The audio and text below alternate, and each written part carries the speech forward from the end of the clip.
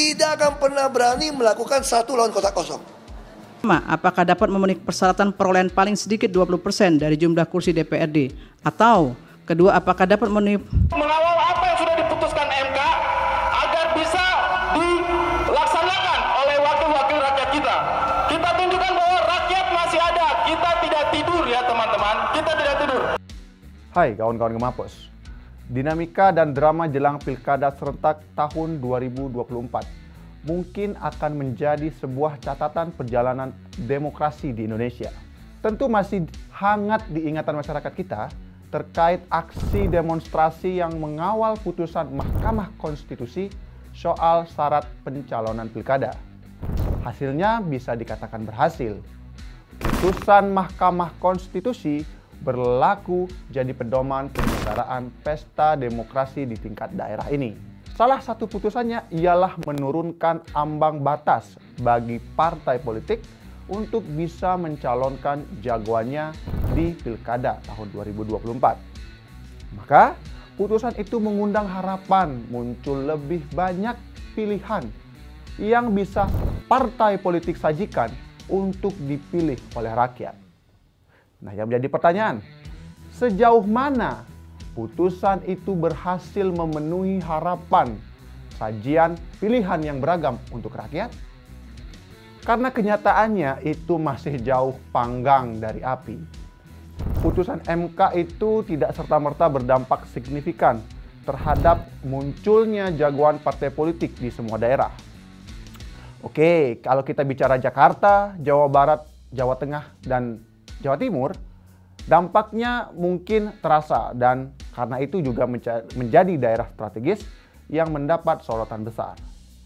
Tapi tetap saja partai politik di daerah yang lain masih belum menunjukkan keberhasilan dalam mencetak calon pemimpin. Sebagai pengingat, sejatinya keberadaan partai politik di Indonesia memiliki peran penting dalam sistem demokrasi di negara kita. Parpol sejatinya merupakan ujung tombak dari proses kaderisasi untuk menciptakan pemimpin, baik di tingkat eksekutif maupun legislatif, dari level kota atau kabupaten hingga kepala negara.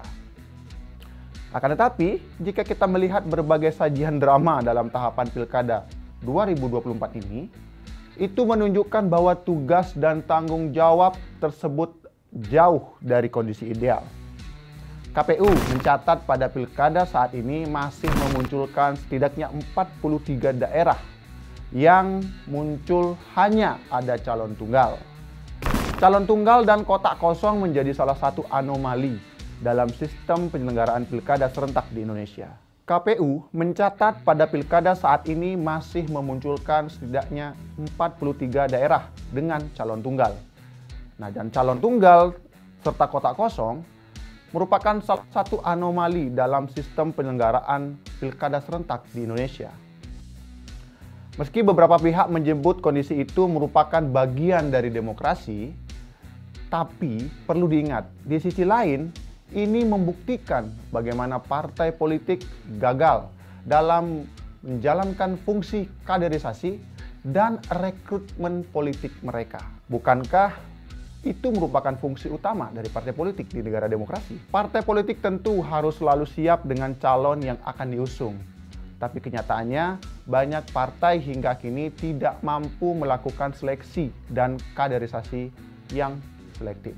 Putusan MK nomor 60 telah membuka jalan lebih longgar untuk partai politik bisa mengusung jagoan mereka. Dengan putusan itu, fenomena calon tunggal mestinya menurun jauh atau bahkan tidak perlu terjadi jika memang parpol siap dengan kaderisasi dan tentu saja tidak pragmatis. Setidaknya ada satu provinsi, 37 kabupaten dan 5 kota yang hingga batas akhir pendaftaran hanya mendapat satu pasangan calon yang akan berlaga.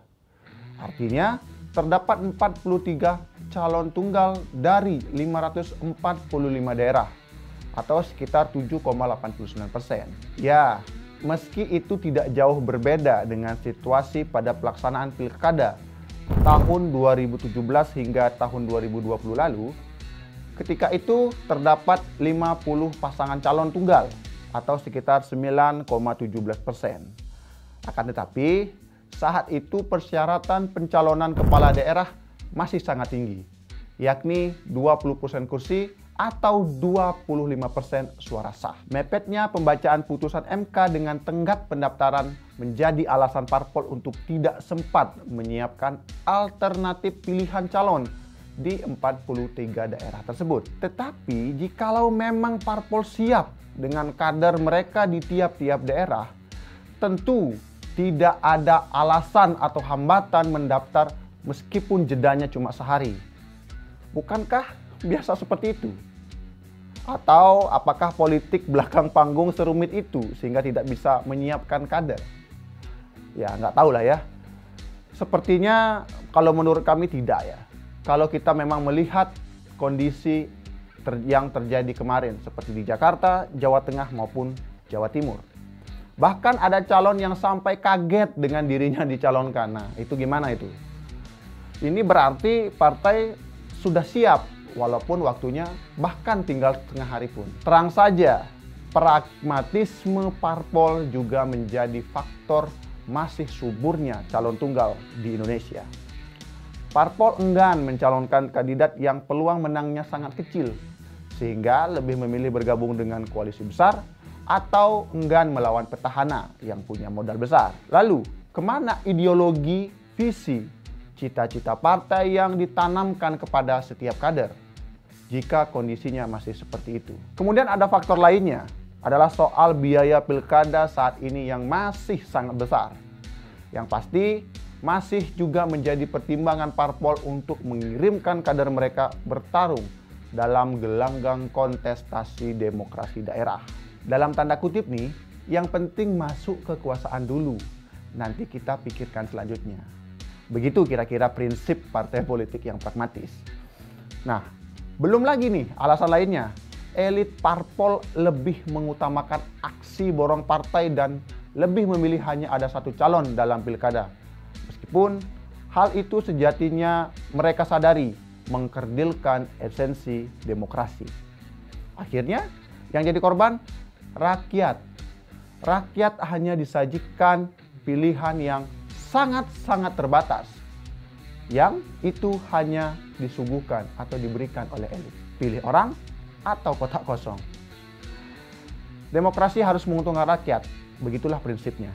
Salah satunya dengan memberikan beragam pilihan calon pemimpin berikut dengan gagasan dan ide cemerlang untuk membangun peradaban yang tentu lebih baik lagi. Dan calon pemimpin itu harus sudah disiapkan dengan matang oleh partai politik.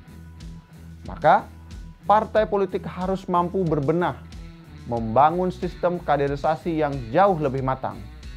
Jangan sampai fenomena calon tunggal terus terjadi, apalagi aturannya kini sudah semakin longgar. Tidak ada alasan untuk ada calon tunggal terus-menerus, karena bisa jadi itu jalan awal menuju ke merosotan demokrasi. Kalau menurut kawan-kawan, kira-kira apa yang menjadi penyebab fenomena kotak kosong masih banyak terjadi? Tulis jawabanmu di kolom komentar. Jangan lupa subscribe dan sampai jumpa.